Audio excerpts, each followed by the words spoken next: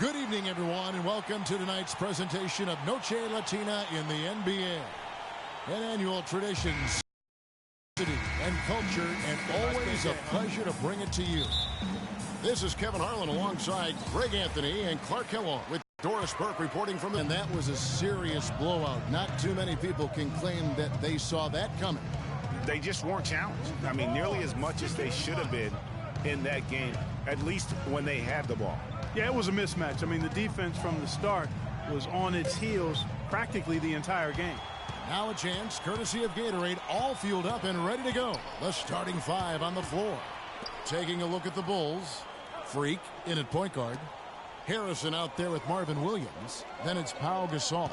And it's Butler in at the shooting guard position. Shot clock at 5. And that one's good. Parker's got the opening field goal of the game for the Magic. You can't afford to get him that kind of a look. Well, you know, he came off a good screen, but still, as a defender, you got to do a better job of fighting over and through that. Now here's Freak. Last game, an incredible scoring display for him. Boy, but he was close, Kevin, to making the defense pay for lackadaisical coverage there. Yeah, you may not be as lucky next time down if you're the defense. You cannot allow him to get those kinds of looks.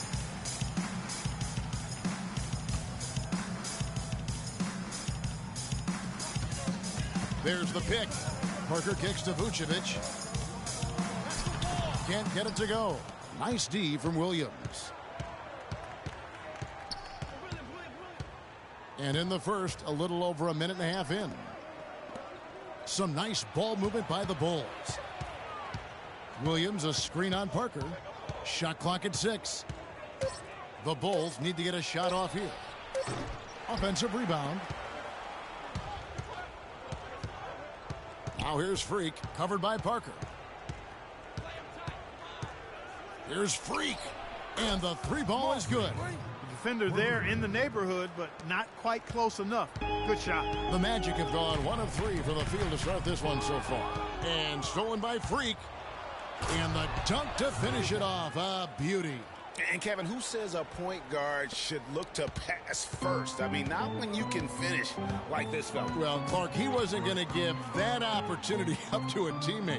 Well, you know, Kevin, that's one he'll always take himself, and he should. I mean, you can't pass up that kind of opportunity or fun. And so it looks like the Magic will retain possession here. Doris Burke has an update for us. Doris?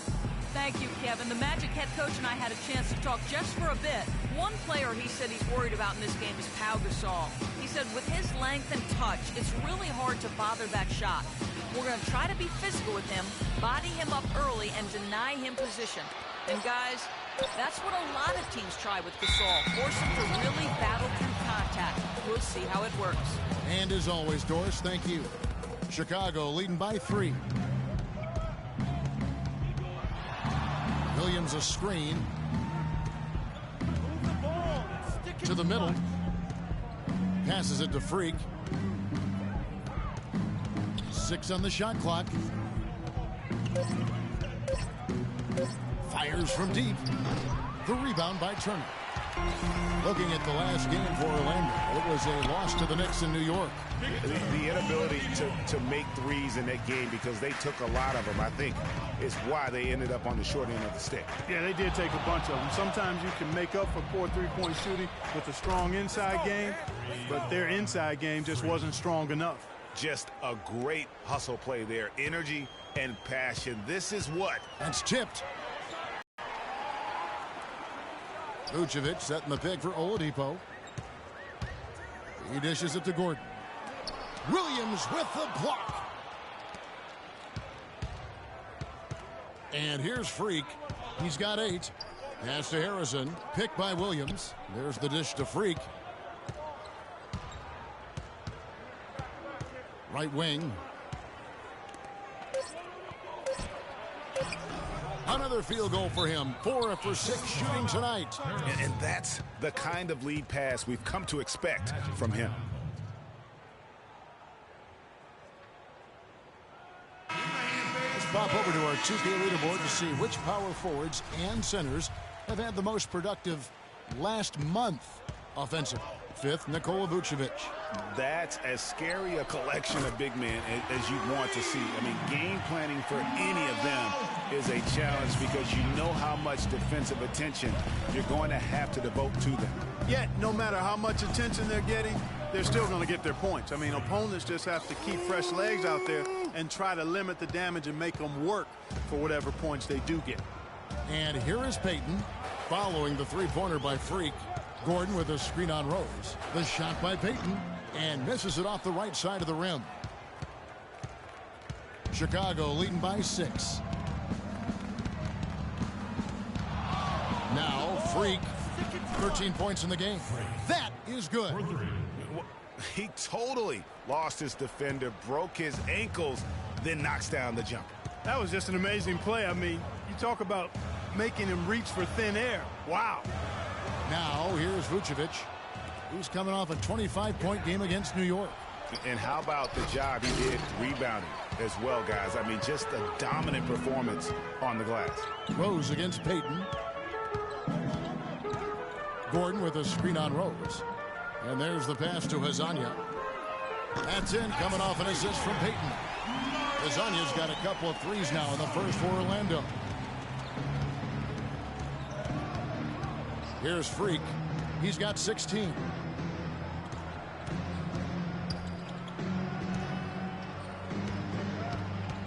Noah the screen. Freak with it. He hits the shot at the 39 second. Goodness. Woo! The pressure on him in those circumstances.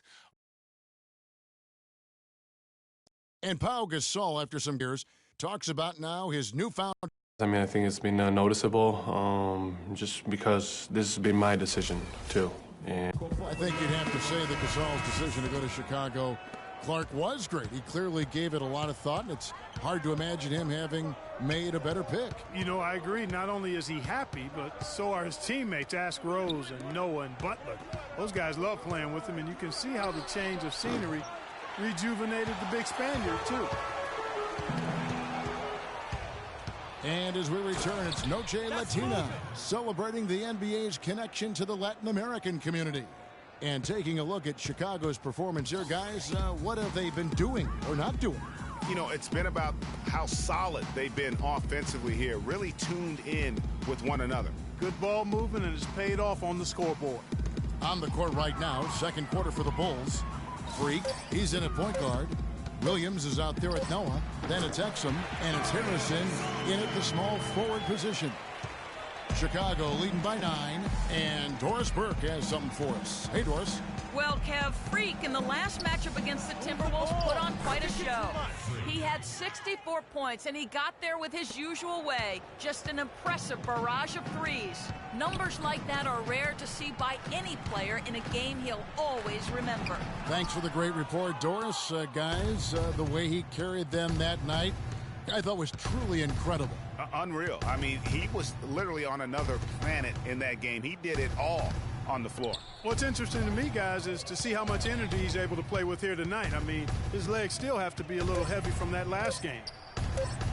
And Ashik sends it back. Wow! And they're moving it up. Here's Oladipo. Noah with the block. And that one goes out of bounds. Last touch by Noah for the Magic. Turner comes in for Hezonja. And Tony Parker subbed in for Payton. Pau Gasol is checked in for Chicago.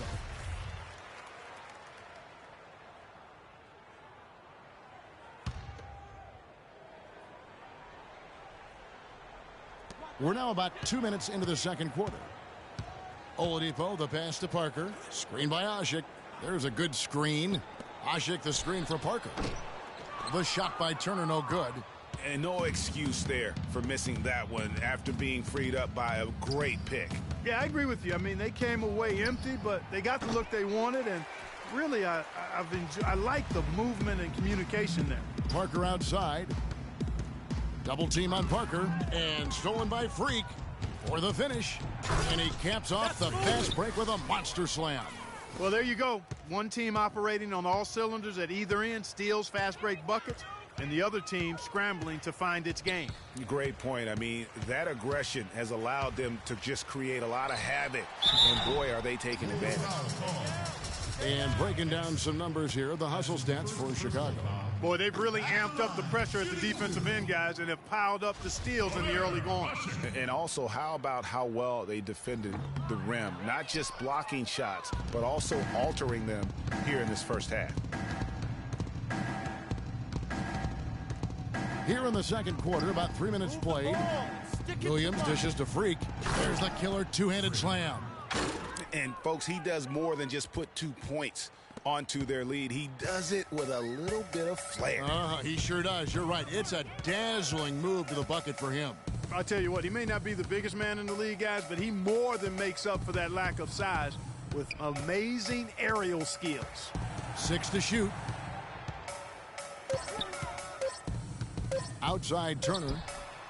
And he didn't get quite enough under that one. You're not going to see that very often. Plenty of space, but he just, let's face it, he whiffs on that one. Dishes to Williams. Another one falls for Chicago. Another bucket added to the lead. They've been the better team in every facet. And in my opinion, you get extra bonus points, extra eye of the beholder points when you do it the way they're. The clock runs out. Certainly good numbers from you shooting the ball in the first half. What has been your approach on offense?